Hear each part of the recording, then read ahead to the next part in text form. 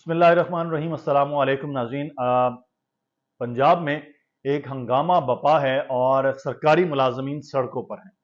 अब पंजाब वो सूबा है जो सबसे बड़ा है आबादी में, यानी कि एक तरफ पाकिस्तान की सारी आबादी और दूसरी तरफ पंजाब की आबादी, तो फिर भी पंजाब की आबादी पाकिस्तान में सबसे ज़्यादा है।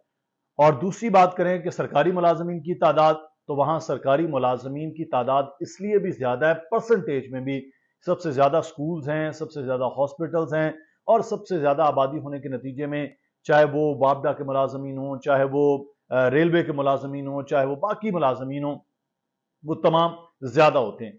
यहां पर आज हम बात करेंगे पंजाब के मुलाजमीन, यानी वफाक के नहीं, पंजाब के मुलाजमीन के हवाले से कि वो सड़कों पर एहतजाज कर रहे हैं कल से, लेकिन ना तो मीडिया कवरेज है उनकी उस तरह से, जितनी बड़ी तादाद में, हजारों की लाखों की तादाद में वो बाहर निकले हैं, और ना ही किसी किस्म की कोई सुनवाई हो रही है।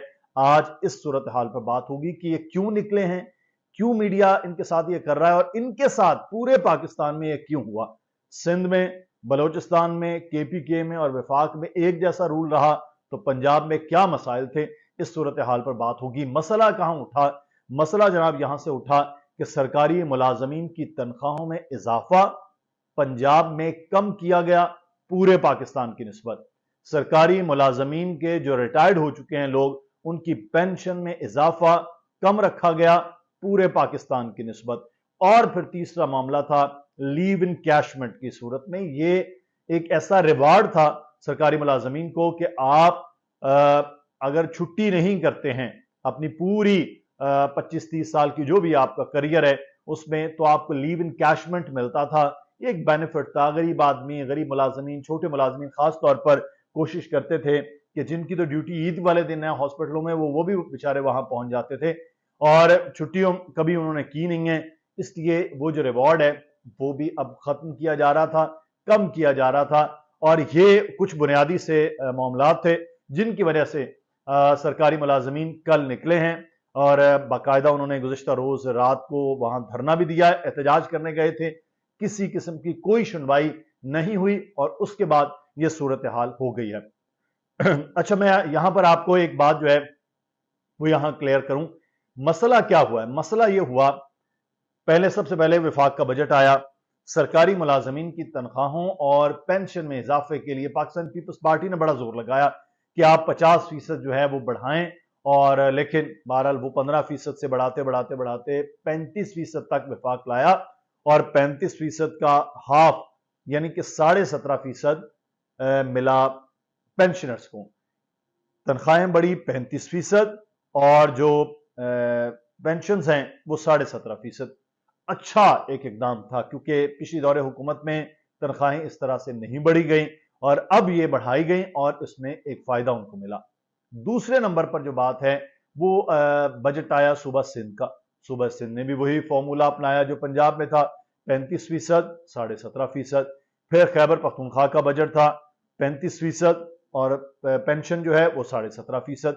बलोचिस्तान जैसा छोटा सूबा जिसके अपने बड़े मसाइल हैं, वहां के मुलाजमीन के लिए भी जो फैसला हुआ वो यही था कि तनख्वाहों में इजाफा 35% कर दिया जाए और जो पेंशन है वो 17.5%। अब बारी आती सबसे बड़े सूबे की, और सबसे बड़े सूबे में जो फैसला किया गया, देखें, एक तरफ सरकारी मुलाजमीन जो हैं वो इंतजार कर रहे थे कि जो विफाक में हमेशा फैसला होता है वही सूबे में फैसला होगा, बल्कि विफाक से बेहतर फैसले सिंध में होते रहे पीपल्स पार्टी के दौर में। लेकिन यहां मोहसिन नकवी साहब की हुकूमत, उनके वुज़रा सारे निगरान लोग हैं। वैसे तो केपीके में भी निगरान थे, लेकिन यहां निगरान पंजाब में हुकूमत, और उन्होंने जब तनख्वाहों में इजाफे का ऐलान किया तो वो सिर्फ 30% था, यानी कि बाकियों से 5% कम। जब सवाल किया गया उस वक्त कि ये आपने बाकी सूबों से कम क्यों किया है, मैं ये सिर्फ तनख्वाहों की बात कर रहा हूं, उन्होंने कहा कि देखिए, पंजाब में तनख्वाहें बाकी सूबों की निस्बत पहले ही ज्यादा हैं, इसलिए हमने कम किया। ये फॉर्मूला आप देखिए कि किस तरह से उन्होंने इसको बड़े भौंडे तरीके से उनके वुज़रा ने और उनके लोगों ने जस्टिफाई किया है। उसके बाद जब पेंशन की बारी आई तो पेंशन में सिर्फ 5% का इजाफा।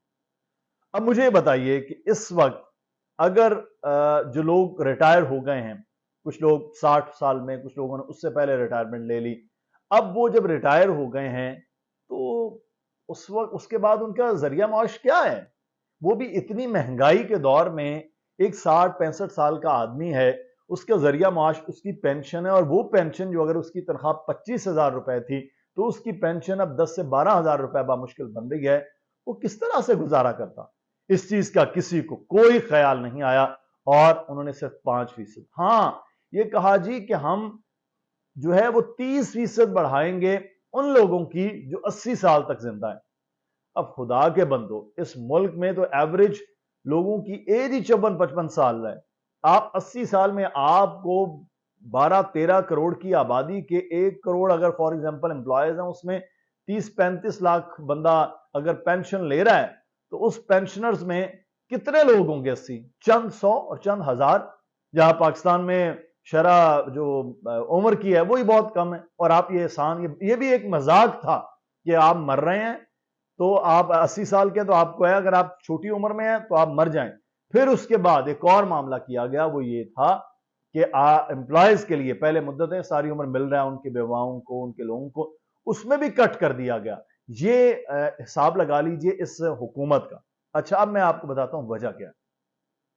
دیکھیں وجہ یہ ہے کہ وہاں پر سرکاری ملازم ہی ایک ریٹائرڈ ہیں خیبر پختونخوا میں، اس وقت حکومت سنبھالے ہوئے، یہاں پر سیاسی لوگ ہیں، ان کو معلوم ہے کہ کس طرح سے چیزیں ہوتی ہیں۔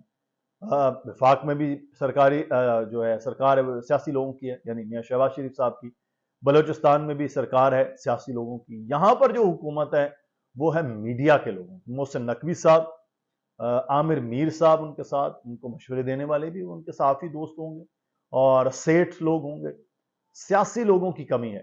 اب جب یہ لوگ ہیں تو یہ کیا کرتے ہیں؟ اب آپ کو معلوم ہے پرائیویٹ سیکٹر میں تنخواہیں اس طرح سے نہیں بڑھائی جاتی، پینشنز کے فارمولے اس طرح سے نہیں ہیں پرائیویٹ سیکٹر میں، خاص طور پہ میڈیا کی بات کریں، میں خود میرا میڈیا سے تعلق ہے، وہاں تو مر جائے انسان تو کچھ نہیں ملتا ہے اس کو میڈیا کے اندر، اور تنخواہ بڑھانے کا فارمولا اپنے چہیتوں کے بارے میں ہو سکتا ہے، اور امپلائیز والا کوئی سین نہیں ہے، اور یہاں پر وہی فارمولا اپنایا گیا۔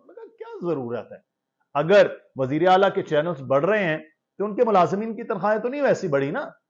وزیر اعلیٰ ترقی کر رہے ہیں تو ان کے ملازمین کی تنخواہیں تو نہیں ویسی بڑھی ہیں، لیکن یہاں سرکار کے ملازمین کا فارمولا بھی ویسے ہی لگایا گیا ہے جیسا پرائیویٹ سیکٹر میں، اور خاص طور پر پرائیویٹ سیکٹر میں جس طرح میڈیا میں لگایا جاتا ہے، وہی فارمولا ادھر لگایا گیا کہ ٹھیک ہے تنخواہیں نہیں بڑھاتے ہیں زیادہ، پینشن میں اضافہ نہیں کرتے، یہ تو سارے بیکار لوگ ہیں۔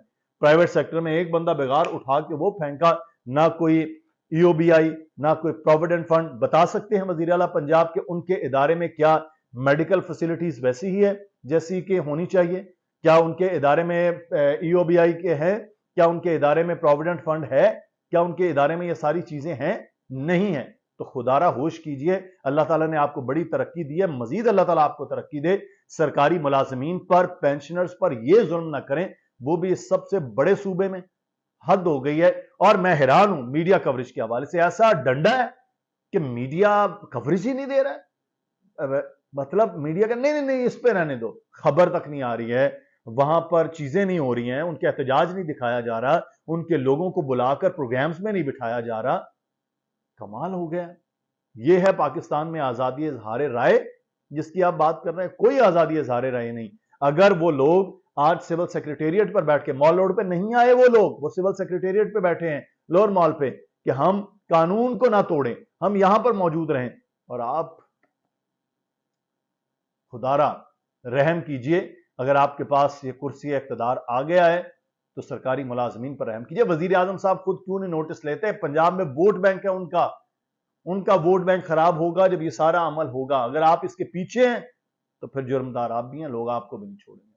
ناظرین آپ کی رائے کیا ہے ضرور بتائیے گا، اس معاملے کے حوالے سے اپنا خیال رکھیے۔ اللہ حافظ۔